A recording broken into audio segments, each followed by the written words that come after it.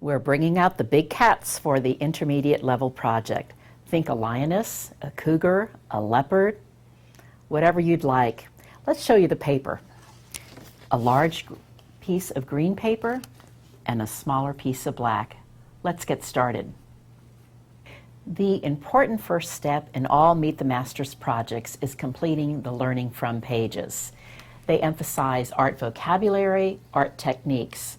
For the intermediate level project, it's especially critical to complete page 2, because this is where we actually will be drawing our big cat, as Karen will demonstrate now. We are using a grid system, a technique that artists have used for many, many, many years. Now, Karen likes to start with the eyes. Each person has their own way of attacking a grid system drawing. This one is easy because the lines you see at the top in our original drawing will be drawn the exact same size down at the bottom in the corresponding box. Some people start with the smaller features like Karen did with the eyes and the snout and the nose. Other people prefer starting with some of the bigger shapes. It's really your choice. Once she draws the head of our big cat, then we have to complete the shoulders.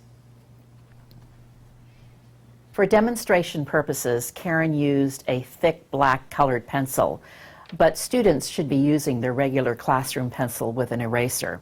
However, we want them to not stress too much about making their cats perfect. Remember, Henri Rousseau never took an art class in his life, and his animal characters were often very cartoon-like, just like ours will be too.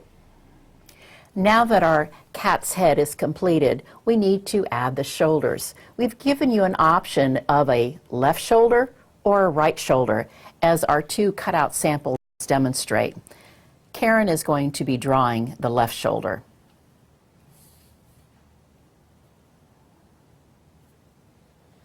Now we're going to color our big cat, as you can see Karen doing. And I want to point out two samples that are completed.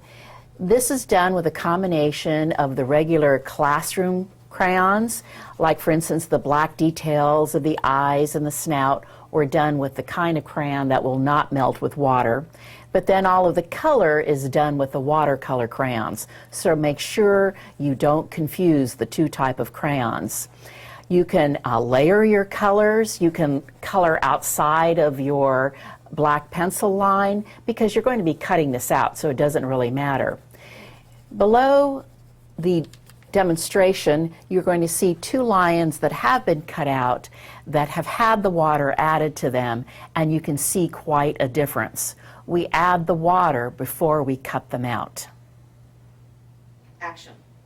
Karen has filled her plastic cup with a very small amount of water. Notice how she's holding the paintbrush. She's holding it almost at the end of the handle. That gives us a very light touch when it comes to adding water to the paper. She's almost tickling the bristles of the brush on her paper.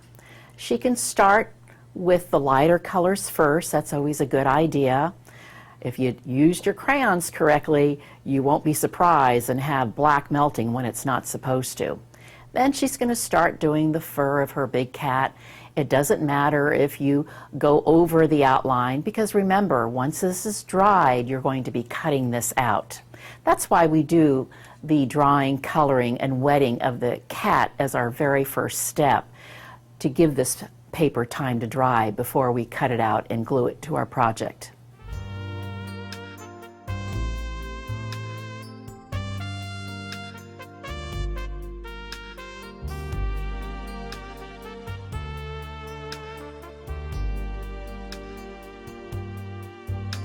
Our big cat has been set aside to dry, so now it's time to work on our greenery. Karen is going to use a generous hand width from the bottom of our green paper to draw a very light dotted line. We don't want a strong dark line all the way across, using our blue regular crayon.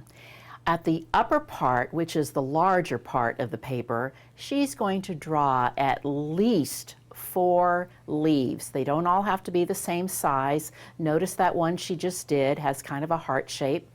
These are the kind of leaves we would find if we took a walk in the tropical jungle. She might even be able to get in a smaller leaf. There we go. Now we finish with the upper part. Now at the bottom, she's going to draw the continuous length of grass. Now she's going to actually spill over into the top part of the paper, and that's okay.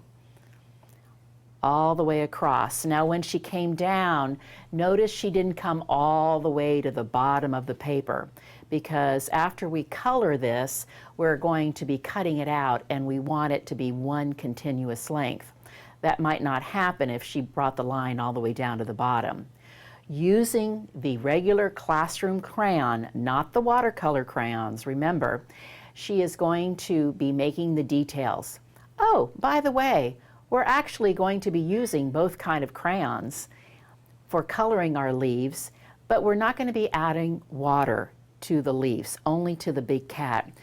We try to complete our projects on a timely basis, and it would just take too long for these leaves to completely dry enough to be able to cut out and glue to the project.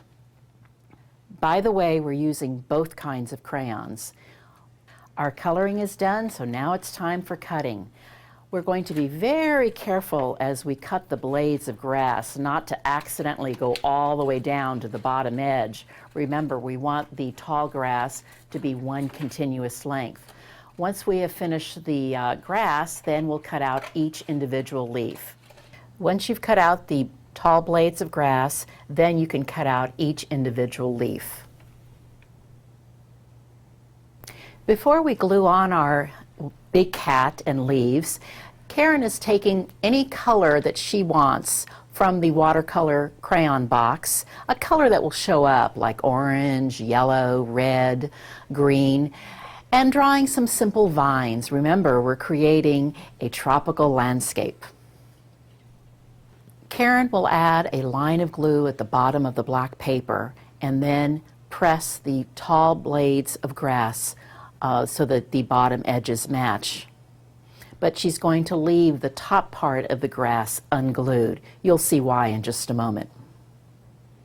Now she's cut out her wild cat, and she's going to have it hiding in and out of the blades of grass. She's coming in from the right side of the paper because she used the right shoulder. Now notice that she is gluing the big cat with a three-dimensional effect. She's squeezing it together a little bit with some glue and holding it in position so the glue will adhere. To glue the other kinds of leaves, she's only going to put glue in a couple of spots on the back so that she can scrunch the leaf together to give it some dimension, make it stick out a little bit. You definitely have to hold it in position for a few seconds. When you glue the leaves, you can come in over the top, off the sides, overlap a little bit. It's your choice.